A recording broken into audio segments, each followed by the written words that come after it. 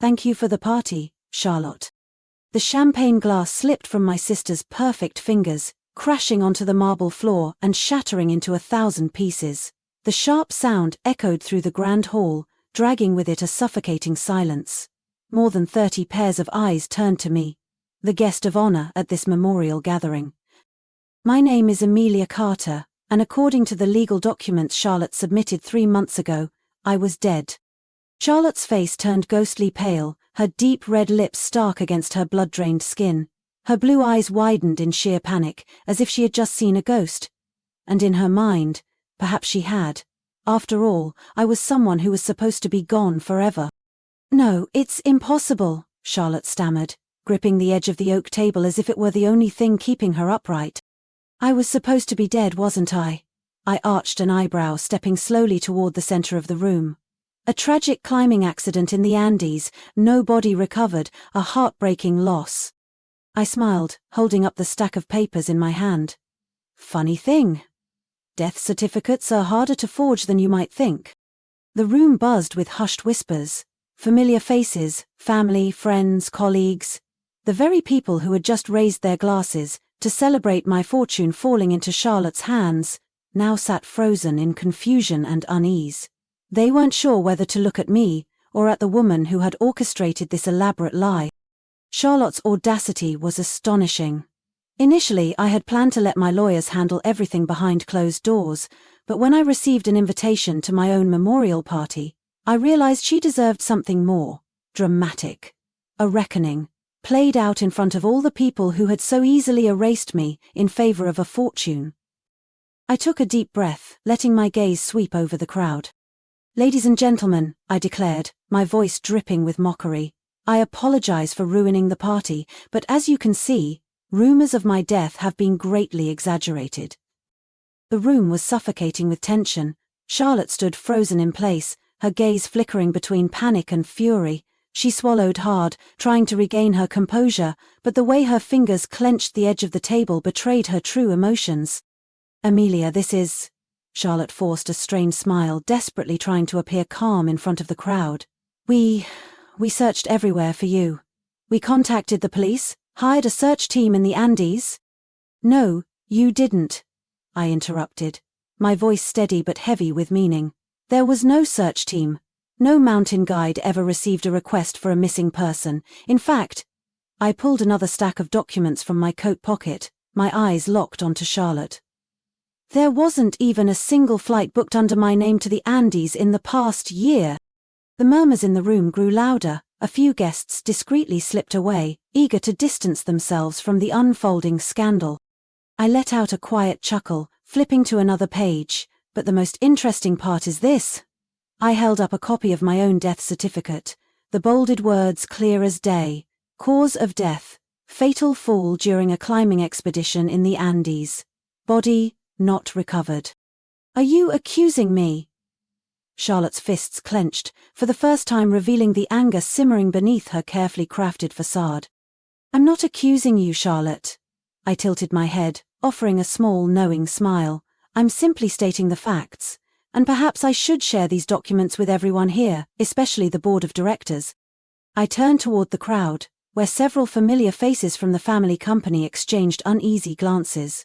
These were people who had worked with my father for years, the ones who had believed Charlotte's lies and helped her seize what was mine, and now they were beginning to realize their mistake. Charlotte's face drained of color, her grip on the table so tight that her knuckles turned white. I could see the fear in her eyes, the fear that everything she had meticulously built was about to crumble before her very eyes.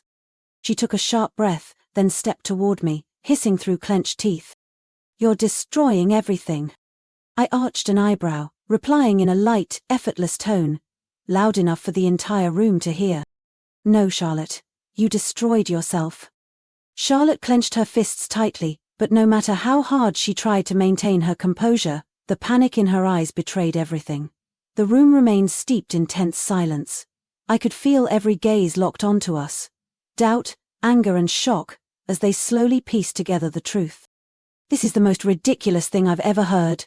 Charlotte let out a sharp, cold laugh, her voice pitched higher than usual, as if she were trying to convince herself more than anyone else. This is all just a misunderstanding. I only followed what the lawyers advised. I was devastated by your loss." "Oh really?" I raised an eyebrow, slowly lifting another stack of documents. "Then how do you explain this copy of the contract where I supposedly transferred full control of the company to you, signed a week before you filed my death certificate?" Charlotte froze. I heard a sharp gasp from one of the board members.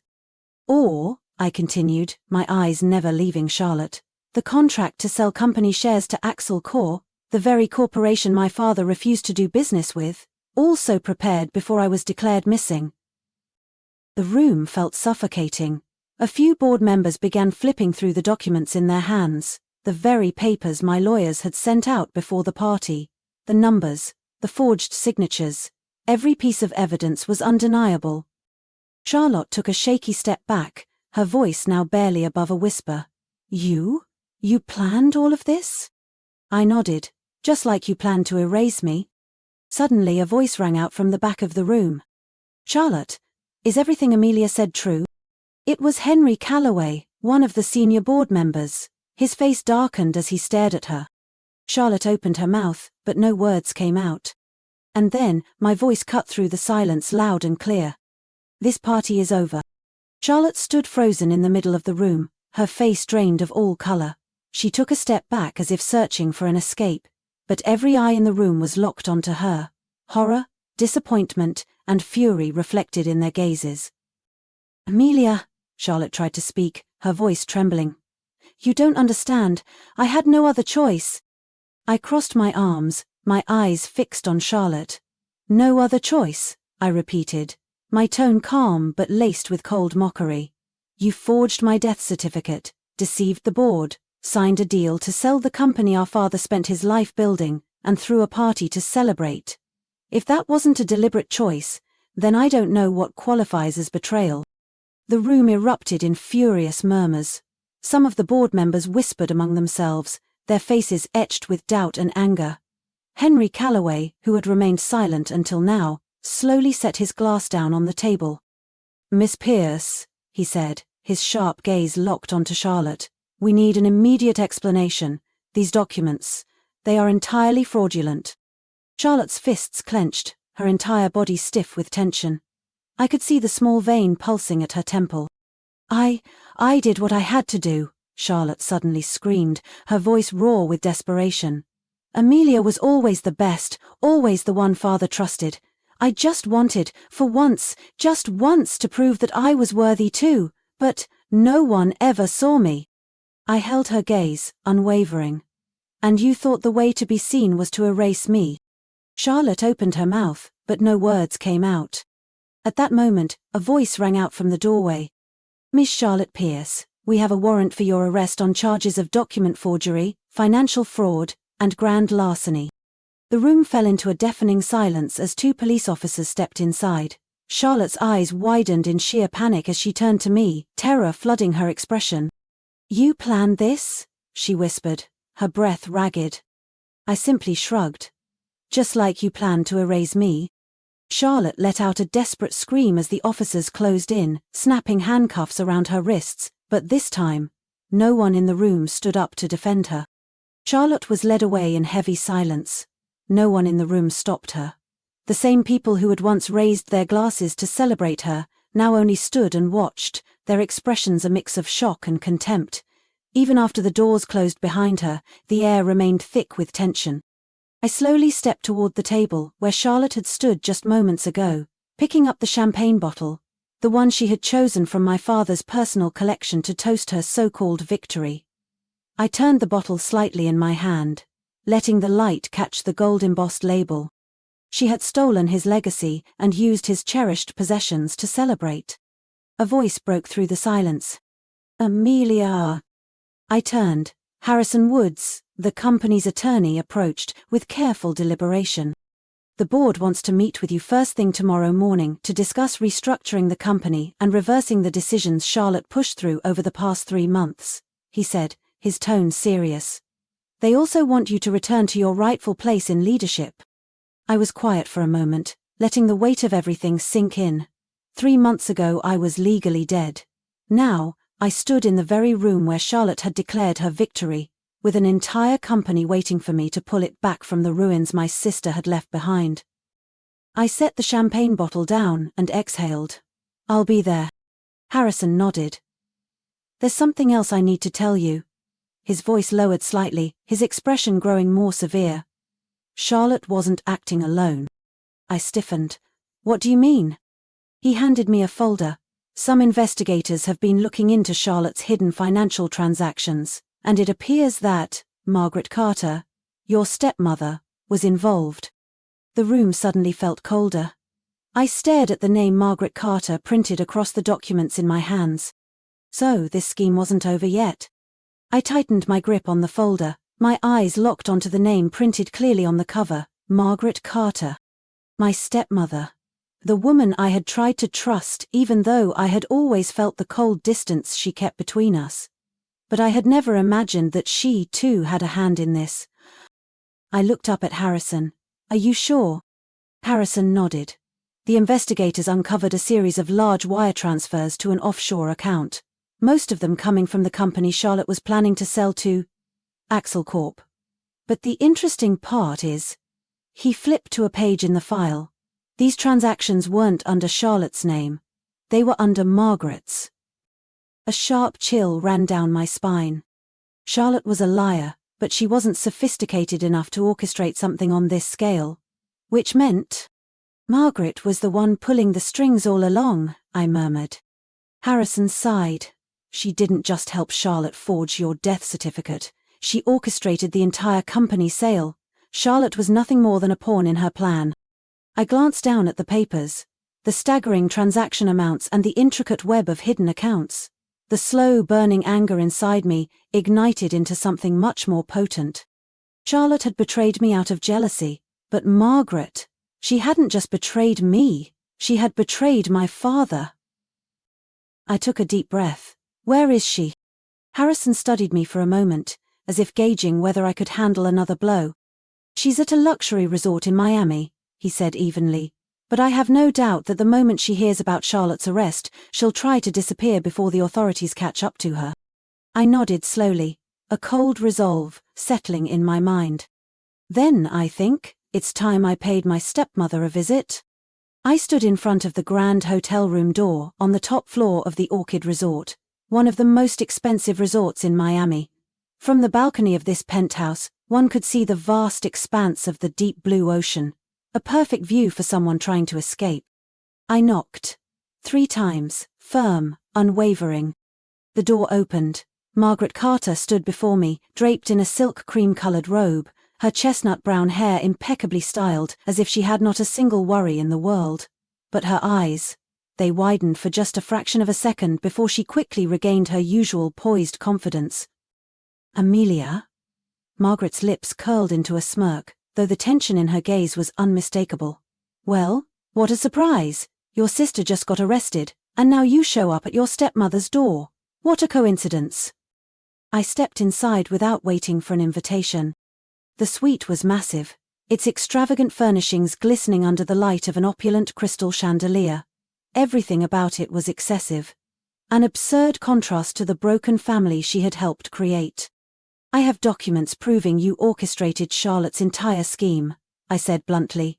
"I know you took money from Axel Corp, helped Charlotte forge my death certificate, and planned to sell the company the moment you had the chance."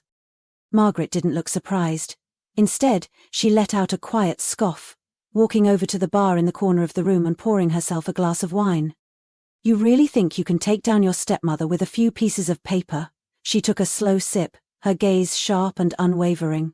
"Amelia, you're smarter than Charlotte, but you're still far too naive to challenge me." I crossed my arms, tilting my head slightly as I studied her.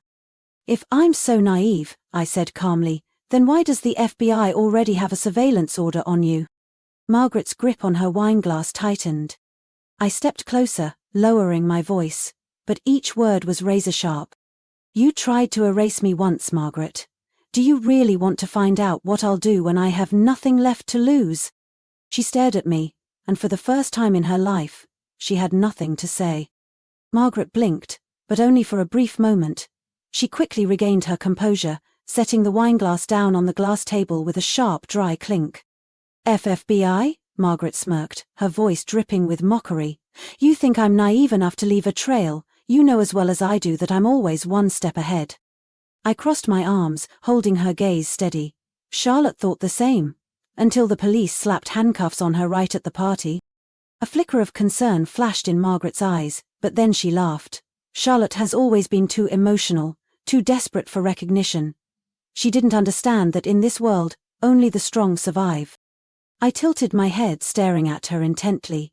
And what about you? How long do you think you'll survive when the FBI has proof of your financial transactions with Axel Corp? Margaret kept her smile, but this time it was strained. I'm sure the transactions you're referring to don't have my name on them. I gave a quiet laugh, and slowly pulled a USB drive from my coat pocket. Not directly, of course, but you forgot one thing. You used your personal email to direct Charlotte. She froze. Do you remember the email from March 5th? I tilted my head. The one you sent to your personal lawyer, instructing him on how to handle my death certificate? Or the chain of messages between you and the CEO of Axel Corp about the payment Charlotte would receive once the sale went through? Margaret swallowed hard. You were careful but not careful enough, I said firmly, and you know what's the most interesting part? I pressed a button on my phone, revealing a short message from FBI agent Lisa Kendrick. We have a warrant for Margaret Carter's arrest. Team is en route to the hotel. This time Margaret's smile disappeared. Margaret stood frozen in place, her body rigid like a statue. I could see the gears turning in her mind, desperately searching for an escape, but this time, there was no way out. I settled into the armchair across from her, calmly pouring myself a glass of water from the tray on the table. You have two choices, I said evenly. One, you can sit here and wait for the FBI to put you in handcuffs, just like Charlotte. Two, I set the glass down and leaned forward slightly. You can cooperate. Give them everything on Axel Corp and its shady financial network in exchange for a lighter sentence. Margaret's grip on the armrest tightened, and for the first time, I saw a flicker of fear cross her face, something I had never witnessed in a woman who had always believed herself invincible. You think the FBI only wants you, I continued, my voice sharp. No, Margaret, they've been watching Axel Corp for a long time, and now, you're the missing piece that completes the entire puzzle. You can either be their sacrificial pawn, or you can save yourself. She stared at me, the calculating gaze of someone who had climbed to the top of the power chain, only to find herself staring down into the abyss. Margaret opened her mouth, but before she could finish, a firm knock echoed through the room. The door swung open, and FBI agent Lisa Kendrick, flanked by two officers, stepped inside. Margaret Carter, Kendrick announced, her voice cool and professional. You are under arrest for financial fraud, money laundering, and conspiracy to commit corporate crimes. Margaret lifted her head, one final flicker of pride lingering in her eyes. She turned to me, not with anger, not with mockery, but with a bitter acceptance. You really are your father's daughter, Amelia, she murmured with a quiet, humorless laugh, just ruthless enough to destroy your own family. I met her gaze, unwavering. No, Margaret, you destroyed yourself. The officers locked the cuffs around her wrists, and this time, I didn't look away. I watched as Margaret Carter, a woman who once believed she could manipulate the world, was led out of her lavish hotel suite, no longer untouchable, but just another criminal. I stood by the window of the top floor of Carter Enterprises headquarters, looking down at the city sprawled beneath me. The shimmering lights stretched endlessly, like thousands of watchful eyes. But for the first time in months, I didn't feel the crushing weight of them. For the first time, I could breathe without the suffocating burden pressing down on my shoulders. Margaret had been arrested. Charlotte was awaiting trial. The company had been saved before it could be sold to Axel Corp. But I knew better than anyone. The real work was just beginning. A knock at the door broke my thoughts. I turned to see Harrison Woods, the company's attorney, stepping inside with a stack of documents in hand. The board has concluded their meeting, he said, placing a folder in front of me. We've officially nullified every decision Charlotte signed, and Margaret's assets have been frozen pending investigation. I nodded. Good, and the company? Harrison clasped his hands together and sighed. Everyone wants you back as CEO. But there's one issue. I raised an eyebrow. What issue? He slid a document across the desk, a financial report. I flipped through it and immediately spotted the problem. The company is losing investor confidence, I read aloud. Harrison nodded. The chaos of the past 3 months has shaken Carter Enterprises' reputation. If you want to restore the company, you'll have to prove you're capable of leading it. I sat in silence for a moment, thinking. After everything that had happened, I knew trust wouldn't be given freely, I would have to earn it. Taking a deep breath, I picked up my pen and signed the first page of the restructuring plan. I won't let my father's legacy collapse because of Margaret and Charlotte's mistakes, I said, lifting my gaze, determination burning in my eyes. Starting today, we rebuild. From these stories, we learn that perseverance, resilience and righteousness are always the keys to overcoming challenges. When faced with betrayal, deception or injustice, the most important response is not impulsive reaction, but calmly gathering evidence, uncovering the truth, and acting strategically. Thorough preparation and patience allow us to turn the tables, rather than fall into the trap set by others. At the same time, holding on to core values is crucial. No matter how others betray or try to destroy us, we can rebuild, protect what is rightfully ours, and assert our place with integrity and intelligence. What do you think about this story? Share your thoughts in the comments below. Don't forget to like, subscribe and turn on notifications so you won't miss more inspiring stories about life, family and valuable lessons. Thank you for watching.